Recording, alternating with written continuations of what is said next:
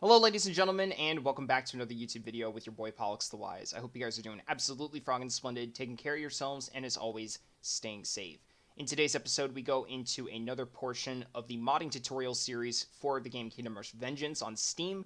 So in today's episode, we are going to be diving in and showing you guys basically how to include factions that would normally appear otherwise earlier or later than they would normally. So as you guys can see here, we're on level 1, which normally would be spawning in a bunch of Dwarf Bruisers, but as you guys can see, we have Anurian Chasers coming out at us. Now, we can still send in Dwarven units right after these Anurian Chasers are finished spawning, as you guys will see here momentarily, but we're going to be showing you guys in the code today, basically, how do we get these Anurian Chasers and other factions of units to spawn in from an earlier or later point than they are normally supposed to. So if we wait here just to show you guys that this is doable, you guys can see here now Dwarf Bruisers are spawning in as per usual. So without further ado, ladies and gentlemen, let's go ahead and get started.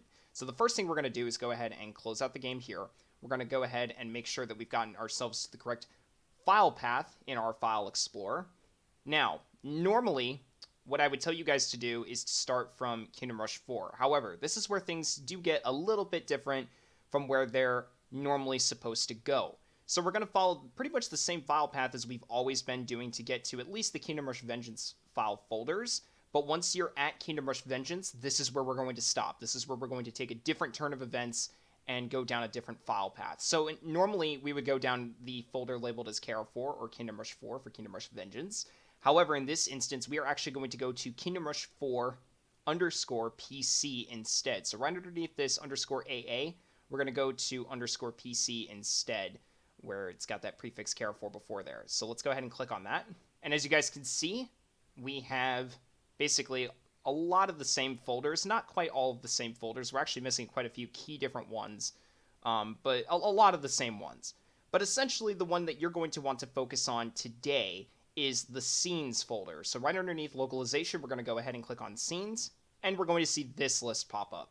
Now, what you're going to want to do is click on the one that is labeled Game Scene, gamescene.common.assets.pc.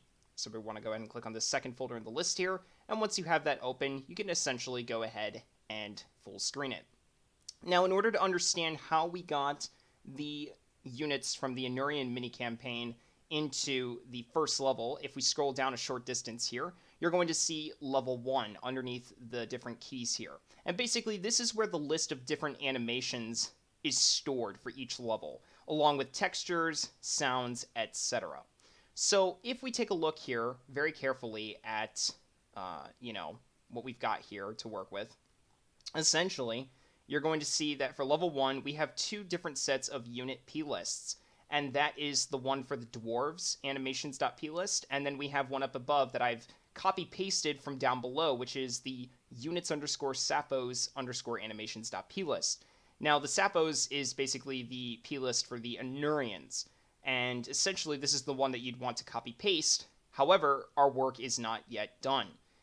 Additionally, you're going to also need the textures for said faction that you're copy-pasting over from another level. So in this instance, you're going to notice that we have the Dwarven Empire p-list texture p-list, and then we have the Sapos texture p-list, which is copy-pasted in the middle right here, right above.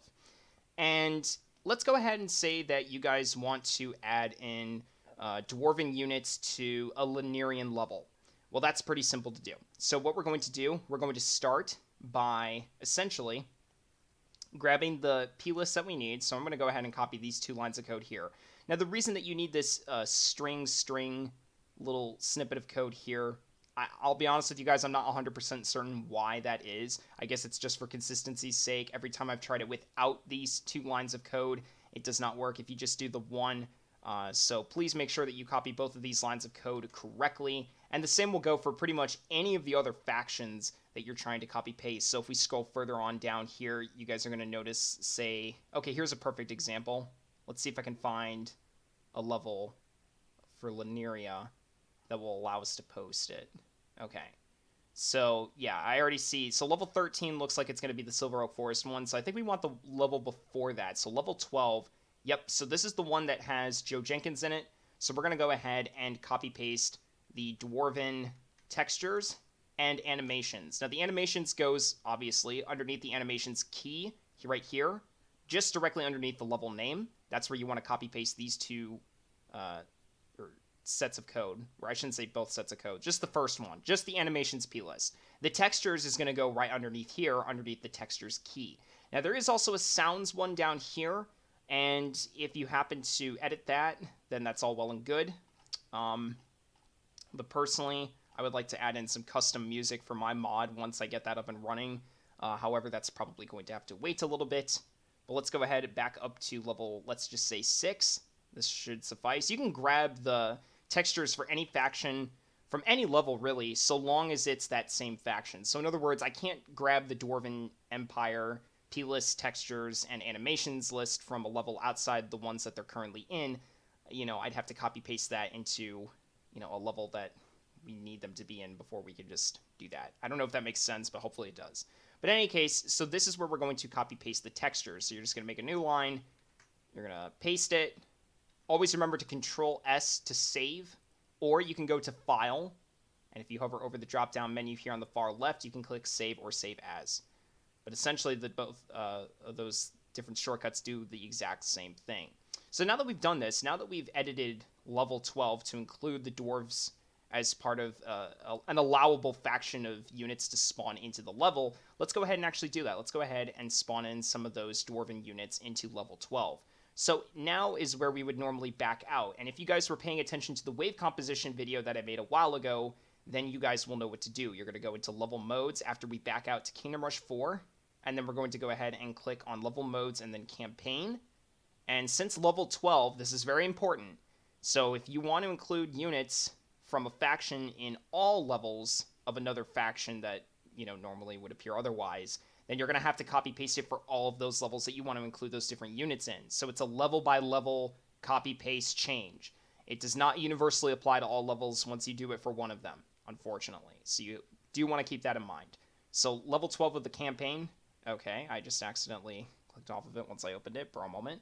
Let's go ahead and full screen this here real quick. And just to demonstrate that this works, let's just go ahead and copy the first dictionary chunk of code for for an enemy subwave. But instead of regular recruits here, we're going to change the footmen to bruisers. And as you guys can see that they have a count of 3, and this is the interval that they're spaced out by, 60 and then 210 for the interval next spawn, and they're going to spawn in a random subpath like so. So now that we've done that, and once you Control Save, let's go ahead and exit out, and to test that our changes work, we're going to reboot the game. And if we've done everything correctly up to this point, then what you guys should see when we go into the Odal Farmlands level is Dwarf Bruisers spawning in as part of Wave 1 in level 12. So I'm not going to worry too much about the towers that I'm using right now or the hero. We're just going to roll with it. But let's go ahead, hop straight into Odal Farmlands, and assuming we've done everything correctly, as you guys can see, Dwarf Bruisers does appear as part of the incoming wave here. And we clicked it. It was a little slow. Sometimes it does take a while to load all of those different sprite animations, but as you guys can see, the Dwarf Bruisers clearly are making their way through the level. And so voila, our changes work. Now, something important to keep in mind when you're making these kinds of changes to your specific mod, there is a limitation on how many different animations can be stored in a level. So normally the rule of thumb, depending on the size of the factions that you're working with, is 2 to 3. 2 is comfortable, so that's something you can consistently always do. 3 is basically the maximum that you should be playing with. If you go beyond that, use that at your own risk, but it is likely that the game is going to crash regardless, just simply because there's too many animations for the game to handle at once, and it won't be able to render everything that it needs to appropriately. I personally have not tested what the maximum actually is. That's just what I've been told by others who've shown me how to do this beforehand. So credit to those who have. I'd actually like to give a shout out to MMLH. I believe he and along with Eris Draco perhaps were the two most influential characters in showing me how to do this myself. So shout out to both of those guys for helping me get to this point so that I can share that information with you guys. In any case, ladies and gentlemen, that's going to do it for the end of today's episode. Please make sure if you have any other comments, questions, thoughts, concerns, Let me know down in the comment section below, and also let me know on my Discord server. We have one for those of you who are interested in modding Kingdom Rush Vengeance yourself. So does Eris Draco and MMLH. They have one for the Revengeance Kingdom Rush Vengeance mod that they've worked so tirelessly on. And Vaduke also has one along with Bezan Enjoyer called Vaduke's Archives that you guys should definitely join if you're interested in getting any of yourselves the mods for the first 3 Kingdom Rush games. So that will do it for the end of today's episode, ladies and gents. Hope you guys enjoyed, and I will hopefully see you all in the next YouTube live stream or video. This is Pollux the Wise. Peace out.